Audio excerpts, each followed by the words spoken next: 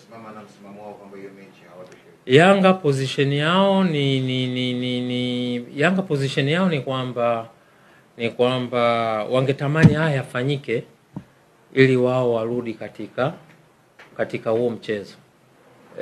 Changamoto tuliyokuwa nayo, ukiyatazama haya mambo kuyatamka ni mambo ambayo yanawezekana, lakini ukija kwenye utendaji ni mambo ambayo hayawezi kufanyika overnight. Kwa mfano bodi kutoka kuwa chombo tegemezi cha TFF na kuwa chombo huru, yani unazungumzia mchakato ambao unahusisha taasisi nyingi. Kwanza lazima uende katika management committee. Ukitoka kwenye management committee uende kwenye mkutano mkuu wa bodi.